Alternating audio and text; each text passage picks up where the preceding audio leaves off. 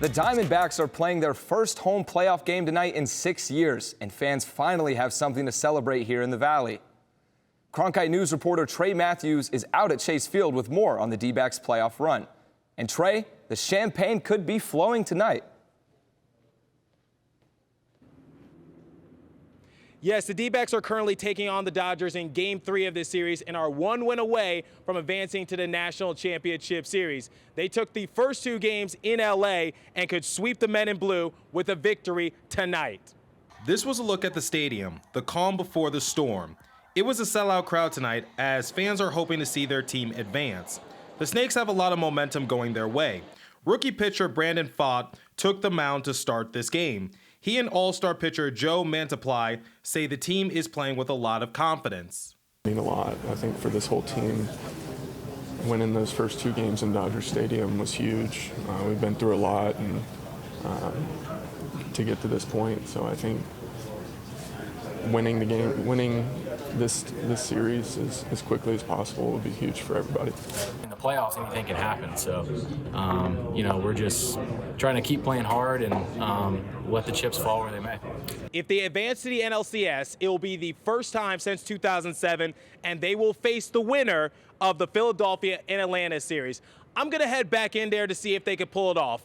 At Chase Field, Trey Matthews, Cronkite News. College basketball is right around the corner, and preseason polls have the Arizona women's team picked to finish 7th in the Pac-12 this year. Adia Barnes' squad only returns 5 players, but will make the most of their final season in the conference. One thing you can expect, full fan support. Our Alexis Davis is in Las Vegas for Pac-12 Media Day and asked Barnes about the Wildcats' stellar attendance record. Last year, your attendance was phenomenal. What was it? Was it intention with the SID department, or was it a campaign within you and your team that really brought all those people out to support you? Well, I think it's just, Tucson's a basketball town. If you look back at Lute Olson and the history, we've always been really known for basketball. And I think that early on when I first got to Arizona 8 years ago, we were really intentional about getting out in the community and being really active and just having some connection there. And I think it just grew, and it helped winning some games along the way and having some success. But they just love basketball in Tucson. I think our team and program does a really good job of connecting with the fans. So, yeah, we were #1 attendance in the Pac-12, so very proud of that. And with just 25 days until the start of women's college basketball, Arizona State is left looking for a new #1 point guard. Ty Skinner started in 25 games for the Sun Devils last season, but suffered a season-ending injury that renders her out for this year. We're sending it back to our Alexis Davis in Las Vegas with more on who's up next for the Sun Devils. On October 4th, Arizona State women's basketball announced senior guard Ty Skinner will be out this season with a knee injury. Skinner has led the Sun Devils offense since her arrival. Head coach Natasha Adair did not shy away from this being a hard pill for the program to swallow. And we know the impact that Ty has had on our team, on the game, on the conference, just nationally. And to lose just that leader, because that's where I will start. It was a blow, but this group is no stranger to adversity. Skinner wrote herself in the program's history book by averaging 19.3 points a game, the most from any Sun Devil since 1989. The dynamic guard was named to the All-Pac-12 media team. With the absence of their top performer, senior guard Jaden Simmons and sophomore guard Treyana Crisp are gearing up to take on larger roles on the floor. And as well, I knew for me, I wanted to be better. I knew I could be better from last season. So just working on my shot, working on getting inside and being tougher, working on my defense as well.